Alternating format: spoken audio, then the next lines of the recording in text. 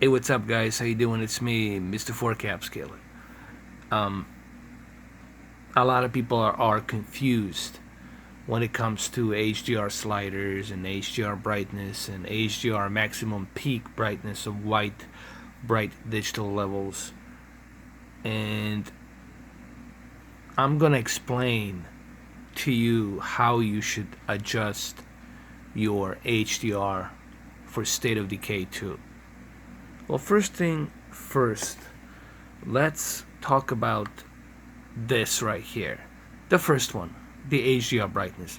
The HDR brightness, it's your black digital levels, meaning you're adjusting the deep dark levels here. So when you go down, your deep dark levels will be more darker if you move it down. If you move it higher, then you're going to brighten up your deep dark levels. I left it in the middle right here. I just felt leaving it in the middle, it's a balanced deep dark digital level. This right here, it's your white bright digital levels, meaning your contrast, your peak brightness of that contrast.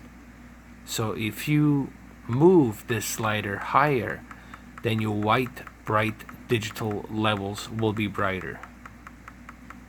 Now, I don't recommend that you do this, that you move it like this, because you already have a good amount of white bright digital levels here. Remember, we don't want to crush anything, so the best thing would be to leave it like here in the middle. Or, in my opinion, what I would do is I would totally just leave the white bright digital levels, leave them alone, because you already have your contrast on your TV. You already have your contrast set to maximum, so your white bright digital levels are as bright as they can be. So I wouldn't mess with this. I would just leave it like this. HDR brightness, you can move it up a notch a little bit, because this game does get dark, because it changes the dynamic time. It's from morning, day, and then evening and night. And when it gets very dark at night, this game, it's like pitch black. So I would keep it about right about here. This is what I would do. I would keep it like this, because if you keep it balanced like this, then your white, not your white bright digital levels, your black digital levels are going to be equal and balanced, and they're not going to be crushed. So this is what I recommend, but please do keep in mind HDR brightness, that's on the top. It's your black digital levels. HDR maximum brightness, it's your white bright digital levels. And gamma, I would never mess around with the gamma. Gamma can, if you lower your gamma, it's going to crush your black digital levels. Like right here, for example. Look at this. If we move our gamma, we're crushing our black digital levels. So the gamma should always be left here in the middle.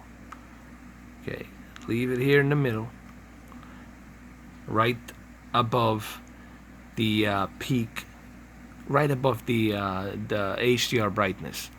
Remember, the one in the middle is your contrast, your white bright levels. But since we already have our contrast set to maximum, you don't have to mess around with the max brightness. Leave the max brightness at the minus. I would only do this. I would only move the HDR brightness a little bit in the middle, and would keep it here in the middle, just so you can have a brighter and more balanced deep, dark levels, so that way they're not crushed. Okay, the reason I keep it at the middle right here is because I don't want it to be crushed. Look at that shadow right here. If I move this down, that shadow will be crushed. Okay, so you don't want to do that either. All right, so I would say this is this is where I would leave it. I would leave it right here, right in the middle, right there. That's what I would do. And as you can see, it looks much better now. See that? Now it looks much better. Now, let's talk about the State of Decay 2. State of Decay 2, it's not for everyone. And I think maybe I need to be more fair to this game. I need to spend some more time. Because my previous video, it was kind of like a knee-jerk reaction that I had on this game. I think I need to spend a little bit more time. Now, graphically, this game, it's nothing to be, and I guess it was never meant to be a graphical marvel. But sure, the HDR adds some enjoyment here. You know, it's nice to see that it supports HDR. Okay, so I'm kind of happy about that.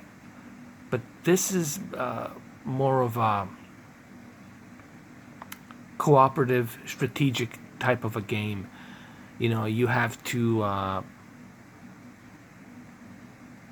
save and rescue and then gathered everybody into a group, and then it's a survival. It's really about surviving and rescuing as many people as possible, so that way you can create almost like a community, like a commune, so you can fight these zombies and you can establish some sort of like running city that is not infected by humans, if you will. So maybe I think I owe you guys an apology. I think my previous video was half-assed. I think I should have. It was more like a knee-jerk reaction that I had, and I was kind of disappointed. I was like, oh my god, you know. But I think we need to give this game some time. We need to give State of Decay 2 some time. Now, as you all know, I love first State of Decay. I played the first State of Decay. I love it. But I think we need to give some time on State of Decay 2. Give it some time, and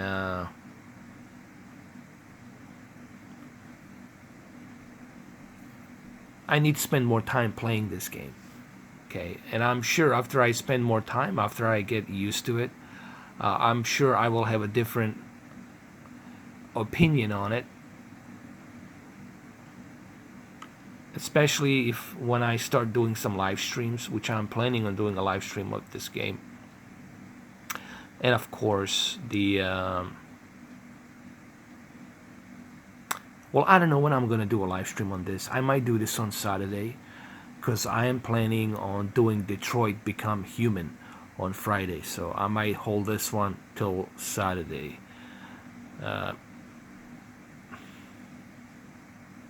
But yeah, guys, give it some time. Give this game some time. It's not for everyone, but I think once you guys get accustomed to it and get used to it, you might have a different opinion on it. And that's what I'm going to try to do. I'm going to try to give this game some time. And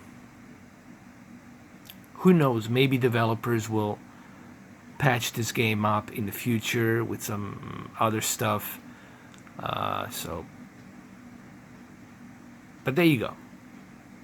There you go. Give this game some time. Maybe you love it, but it's not for everyone. Okay, it is not for everyone.